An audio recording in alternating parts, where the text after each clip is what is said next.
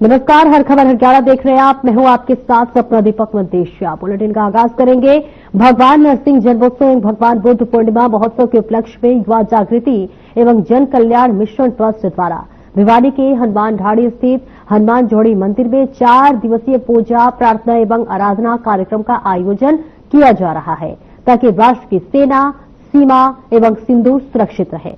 इस कार्यक्रम के तहत शनिवार को दूसरे दिन जन स्वास्थ्य एवं अभियांत्रिकी व लोक निर्माण विभाग मंत्री रणबीर गंगवा बतौर मुख्य अतिथि पहुंचे। इस दौरान अनेक लोगों ने एकत्र होकर भारतीय सेना के जवानों को सुरक्षा और सफलता के लिए विशेष यज्ञ की प्रार्थना की।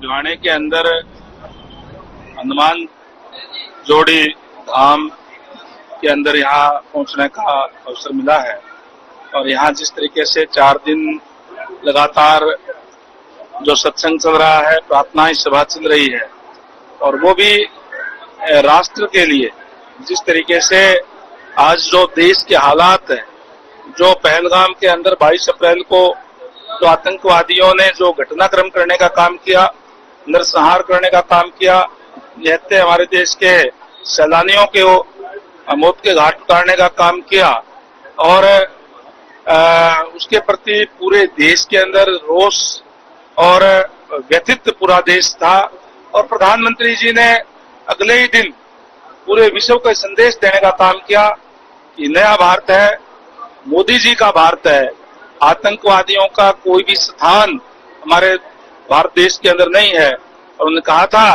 कि हम आतंकवादियों को ने जो बहुत बड़ी गलती कर ली है उसकी सजा उन्होंने जो कल्पना भी नहीं करी होगी, ऐसी सजा उनको देने का काम करेंगे।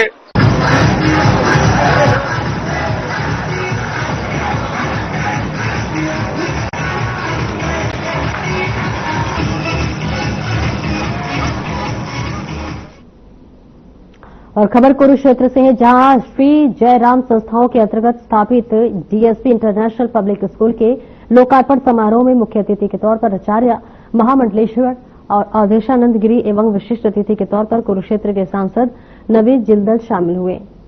देश भर में संचालित श्री जयराम संस्थाओं के परमाध्यक्ष एवं श्री जयराम शिक्षण संस्थान के चेयरमैन ब्रह्मस्वरूप ब्रह्मचारी के सानिध्य में आचार्य महामंडलेश्वर अवधेशानंद गिरी एवं कुरुक्षेत्र के सांसद नवीन जिंदल ने रिबन काटकर मध्य प्रोजेक्ट का डीएसपी इंटरनेशनल पब्लिक स्कूल का लोकार्पण किया। इस दौरान आचार्य महामंडलेश्वर अवधेशानंदन गिरी ने अपने संबोधन में कहा कि किसी भी राष्ट्र की सुरक्षा के लिए 2 मुख्य शक्तियां काम करती हैं।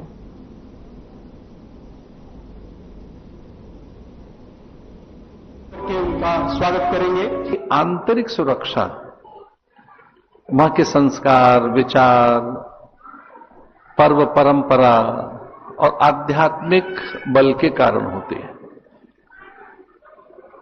वेदों में राष्ट्र सूक्त के माध्यम से जब राष्ट्र की कल्पना की गई है तो राष्ट्र केवल कोई एक भूखंड नहीं, केवल एक धरती का कोई एक टुकड़ा नहीं, वह एक जीवंत देवता होता है। उस जीवंत देवता में वहां के संस्कार, संस्कृति, सभ्यता, दर्शन, धर्म, ये सब उसकी प्राण सत्ता कही गई है। और ऐसे राष्ट्र अनेक सब मिटते रहते हैं, बनते रहते हैं, पर भारत इस संसार में अलग है। वहां राष्ट्र को जीवंत देखा जा सकता है। यहां हमने अपनी धरती को मां कहा है, माता भूमि पुत्र हम पृथिव्या। तो जो आंतरिक शक्तियां हैं उसमें ये बताया गया कि धरती का केवल टुकड़ा नहीं है, हम इसकी संतानें हैं, हम अमृत पुत्र हैं, अमृतस्य पुत्रा वयम, हम अमृत की संतानें हैं, हमारा कभी नाश नहीं होता। अभी आता तो यहाँ अच्छे धान, बासमती धान लगे हुए थे सुमिता जी, यहाँ धान लगे हुए होते थे, आप भी स्कूल वाली हो ना, यहाँ धान लगे होते। तो मेरी नजर नवीन जी से जाती थी कि क्या खुशबू आ रही है, क्या धान की खुशबू आ रही है। तो के कौशिक जी और हम जब टी के शर्मा जी डिस्कस करते हैं तो ये चीजें हमारे सामने आती है, क्या खुशबू आ रही है। तो मेरे मन में ये था कि मैं कभी न कभी महाराज जी के उस आदेश का पालन करूंगा। वो कहते थे कि लाडवा मंडी के लोगों ने, सम्मानित मंडी के लोगों ने जिन्होंने जयराम आश्रम बनाया है उनको हम क्या दे सकते हैं। तो ये मन में बात थी कि इनको क्या रिटर्न गिफ्ट देना चाहिए। तो जब ये लहराती हुई खेती को देखता था तो सोचा कि एक दिन कभी न कभी इस चीज को मैं भी मोड़ दूंगा, इसे बात करके राष्ट्र हमारा लहराता रहे, राष्ट्र हमारा झंडा ऊंचा फहराता रहे, ऐसे बच्चे यहां से तैयार करके इस राष्ट्र को समर्पित करूंगा। ये मेरी भावना थी और आज वो सपना धीरे धीरे पूरा हो रहा है। ब्रह्मचारी इंटरनेशनल पब्लिक स्कूल के लोकार्पण समारोह में शामिल होकर मुझे बहुत खुशी और गर्व की अनुभूति हो रही है। इतना बढ़िया स्कूल देख करके मैं भी कुछ दिन ब्रह्मचारी जी को कह रहा था कि हम बहुत सी बिल्डिंग्स में जाते हैं, बहुत सी इंस्टीट्यूशंस में जाते हैं, कोई भी लोग पार्किंग के लिए जगह नहीं छोड़ते, तो अंदर आते साथ ही सामने सड़क के साथ साथ बहुत जगह अच्छी पार्किंग के लिए छोड़ी है। तो उसके लिए मैंने इनको शुभकामनाएं दी, मुबारकबाद दी।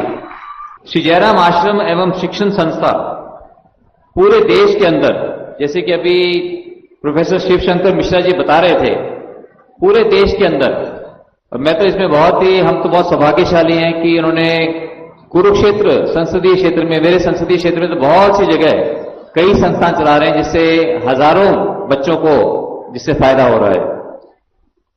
ये शिक्षण संस्था शिक्षा के क्षेत्र में एक उल्लेखनीय काम कर रही है।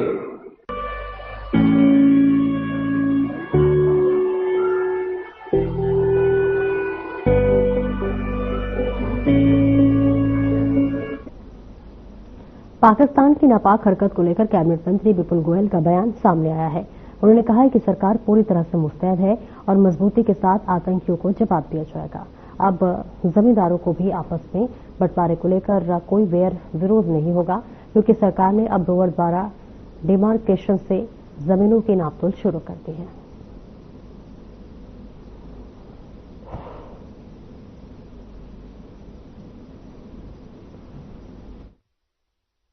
किसानों के लिए भी और जमींदार जो भी जिन लोगों के पास जमीन है उनको हम जमीन नपवाने के नाम पर रेगुलर जो केसेस होते रहते थे या रेगुलर बयानबाजी या रेगुलर तकरार थी, उसको कम करने के लिए सरकार ने ये और भी मॉडर्न तरीका अपनाने का काम जरिए और रस्सियों के बजाय रोबस से इनकी नपाई होगी।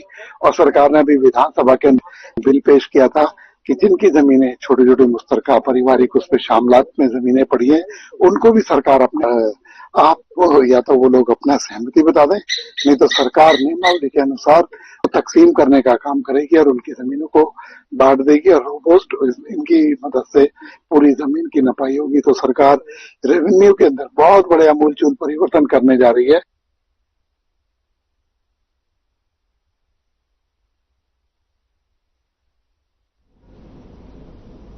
हरियाणा स्वास्थ्य विभाग के महानिदेशक ने आदेश जारी किए हैं, जिसमें उन्होंने अधिकारियों कर्मचारियों की छुट्टियां रद्द कर दी हैं। साथ ही तमाम अधिकारियों और कर्मचारियों को जिला मुख्यालय न छोड़ने के आदेश जारी किए हैं। जो भी अधिकारी कर्मचारी छुट्टी पर है उन्हें जल्द से जल्द जिला मुख्यालय पर कार्य ग्रहण करने के निर्देश दिए गए हैं।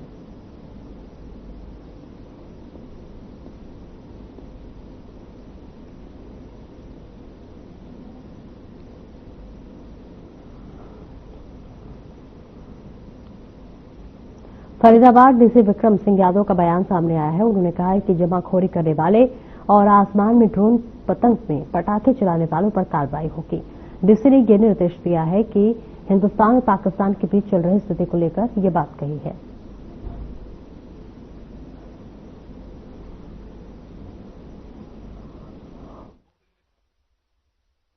जैसा कि आज हमने ट्रेनिंग की व्यवस्था करी थी, तो इसमें सभी सरपंच, हमारे पूरे जिले के सभी पार्षद, आरडब्ल्यूए मेंबर्स और साथ ही इंडस्ट्रीज के जो हमारे जो मैनेजमेंट है, तो वो या मार्केट एसोसिएशन के मेंबर्स, तो उन सभी को हमने बुलाया था, उनकी ट्रेनिंग हमने करवाई है। तो काफी रिस्पांस काफी अच्छा रहा। सभी जो हमारे लोग हैं वो ट्रेनिंग के दौरान आए और इसमें हमारी तरफ से जो नेसेसरी डायरेक्शंस हैं वो उनको दी गई। इसके साथ ही आगे सिविल डिफेंस के लिए भी हमारा आग्रह लोगों से रहेगा कि उसमें कृपया करके ज्यादा से ज्यादा संख्या में वॉलंटियर करें। तो इसके लिए पोर्टल हम खोल देंगे।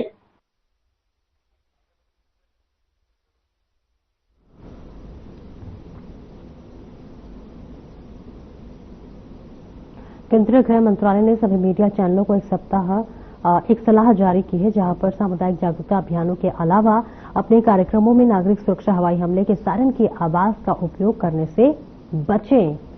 तो चंडीगढ़ से देखिए ये तस्वीरें आपको दिखा रहे हैं, जहां एमएचए ने मीडिया चैनलों को ये जरूरी सलाह दी है, सायरन की आवाज का उपयोग न करें, इसके लिए सलाह दी गई है।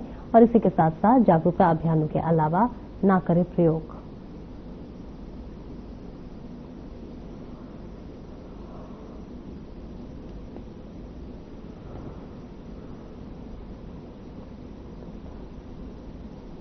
भारत पाक के बीच बढ़ता तनाव देखते हुए हरियाणा परिवहन विभाग ने भी तैयारियां शुरू कर दी और जिलों में परिवहन विभाग ने ड्राइवर और कंडक्टर्स की लिस्ट जारी कर उनका एड्रेस और मोबाइल नंबर लेना शुरू कर दिया है। वहीं एम्बुलेंस और फायर के ब्रिगेड की टीम को भी आपातकालीन में तैयार रहने का आदेश दिया गया है।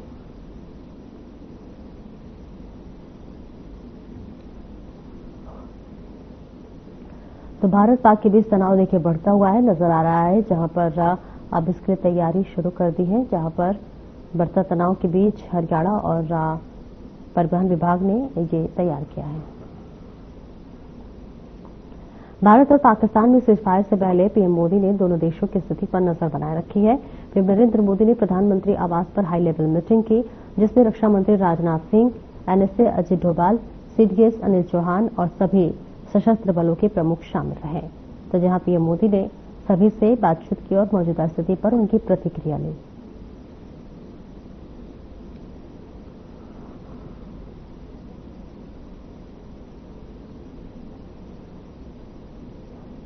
तो स्थिति को लेकर हरियाणा सरकार भी अलर्ट मोड पर है। सीएम नायब सिंह सैनी की अध्यक्षता में चंडीगढ़ स्थित सचिवालय में विशेष बैठक की गई। विशेष बैठक में आपको बता दें कि मुख्य सचिव, गृह सचिव समेत वरिष्ठ अधिकारी मौजूद रहे, जबकि प्रदेश भर के कमिश्नर, उपायुक्त और पुलिस अधीक्षक वीडियो कॉन्फ्रेंसिंग के माध्यम से बैठक में शामिल हुए।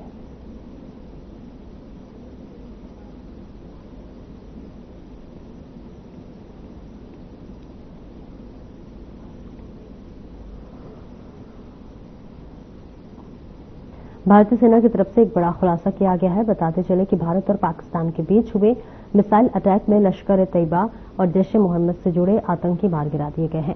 पाकिस्तान के मोस्ट वांटेड आतंकी ढेर कर दिए गए हैं। लश्कर-ए-तैयबा का मुदस्सर खादियान उर्फ अबू जिंदाल अबू अक्षा उर्फ खादिल को मार दिया गया है। साथ ही जैश-ए-मोहम्मद का हाफिज मोहम्मद, जमील मोहम्मद, यूसुफ अजहर और मोहम्मद हसन खान को भी मार गिरा दिया गया है। और ये ग्राफिक्स के जरिए आपको दिखा रहे हैं, जहां पे तमाम आतंकियों को देखिए ढेर कर दिया गया। अबू अक्षा उर्फ खालिद को ढेर कर दिया गया है, मोहम्मद जमील को भी ढेर कर दिया गया है। जैश मोहम्मद के ठिकाने के इशारे बताया जा रहा है, जहां हाफिज मोहम्मद जमील को जो है ढेर कर दिया गया है, मोहम्मद यूसुफ अजहर को भी ढेर कर दिया गया है और इसके अलावा मोहम्मद हसन खान को भी इस कार्रवाई में ढेर कर दिया गया है। तो जैश मोहम्मद के ठिकाने को किस तरह से जबरदोस्त किया गया है ग्राफिक्स के जरिए आप समझ सकते हैं, जहां अब अक्षा और खालिद को भी ढेर कर दिया गया है। इसके अलावा ऑपरेशन सिंदूर के तहत देखिए तमाम जो आतंकवादी थे, आतंकी थे, उनके जो आतंक का ठिकाना था, सभी को भारत ने जबरदोस्त कर दिया, मिट्टी में मिला दिया। ये तमाम वो नाम आपको दिखा रहे हैं जैश मोहम्मद के ठिकानों की, ये तमाम वो जो नाम है जिनको भारत की तरफ से बड़ी कार्रवाई हुई और इन्हें ढेर कर दिया गया।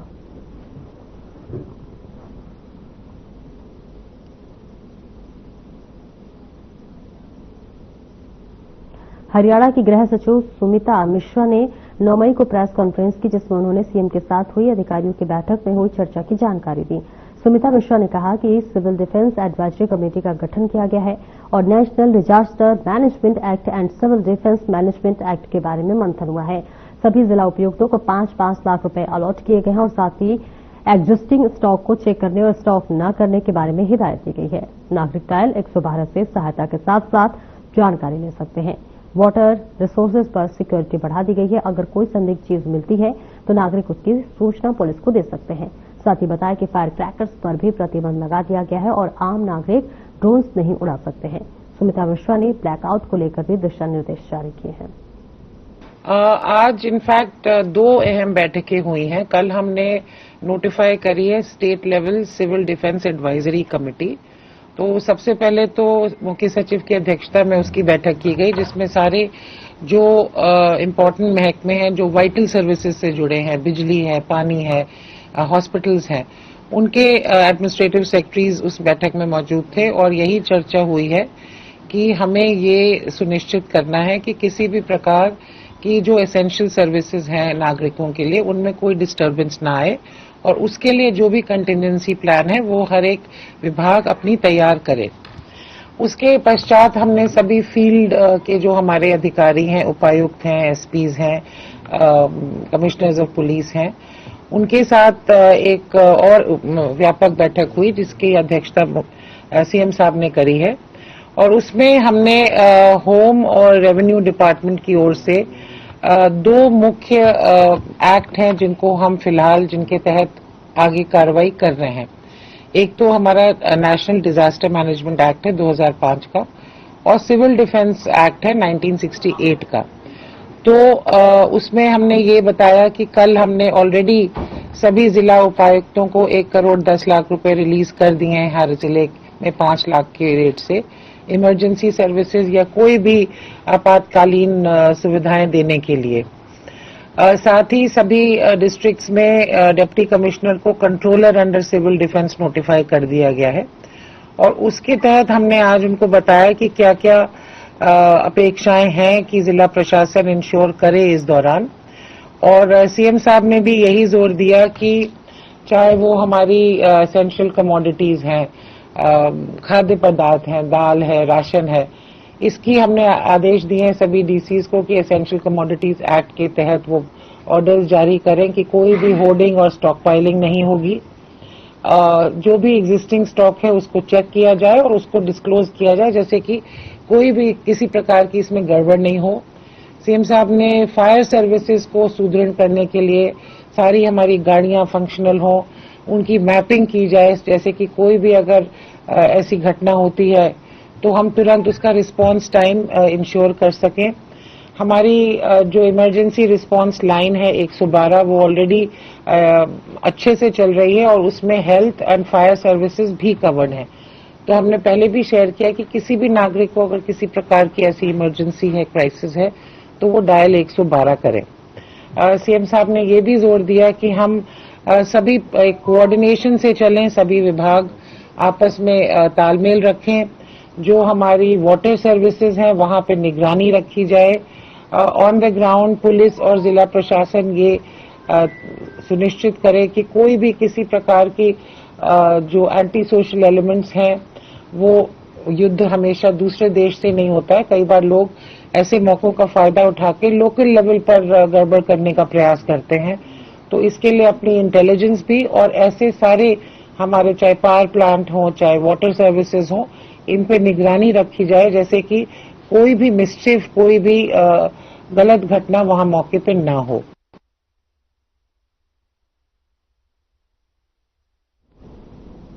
भारत और पाकिस्तान में हुए हमले के दौरान सिरसा में 2 जगहों पर रानिया चुंगी, राजाखेड़ा और फिरोजाबाद चौक साहिब में डैमेज की गई मिसाइल के टुकड़े यानी कि मलबे मिले हैं। फिरोजाबाद चौक साहिब पे गुरुद्वारे के पास मिसाइल नुमा पाठ मिलने की सूचना पर सुबह ही लोगों को भीड़ जुटनी शुरू हो गई थी और ऐसे में सूचना पर एयरफोर्स टीम मौके पर पहुंची और दोनों मलबों को अपने कब्जे में लिया। इसके बाद उनको अपने साथ ले गई। एयरफोर्स अधिकारी भी कुछ बताने से परहेज कर रहे हैं। प्रशासन के अनुसार दोनों जगह से मलबा उठाकर कब्जे में ले लिया गया और अब ये जांच का विषय है।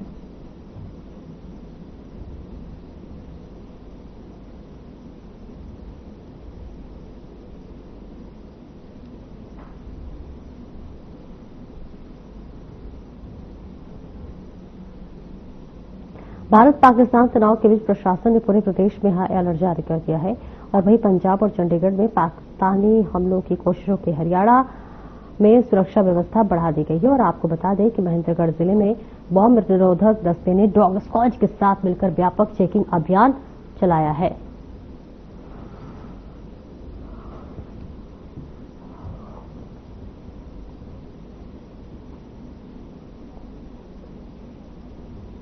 फरीदाबाद की पुलिस चौकी अनखीर में विजय कुमार वासी गांधी कॉलोनी फरीदाबाद ने शिकायत की, जिसमें उन्होंने आरोप लगाया है कि 7 मई को वे ग्रोसरी का सामान लेने बटकल की तरफ स्टोर पर गया था। तभी वहां पर जफर नाम का व्यक्ति आया और उसके साथ गाली गलौज करने लगा, जिसका विरोध करने पर उसने शिकायतकर्ता को पीटना शुरू कर दिया और फोन करके कुछ लड़कों को बुला लिया, जिन्होंने लाठी और बेसबॉल से इन दो शिकायतकर्ता को पीटा। तभी वहां खड़े लोगों ने बीच बचाव करके उसे छुड़वाया, जिस शिकायत पर पुलिस थाना सूरजकुंड में संबंधित धाराओं में मामला दर्ज किया गया है। उन्होंने अधिक जानकारी देते हुए बताया कि पुलिस चौकी अंखीर ने मामले में कार्रवाई करते हुए आरोपी जफर, साबरी, अमन, आमिल, फैजान व सन्नी वासी भटखल को गिरफ्तार कर लिया गया है।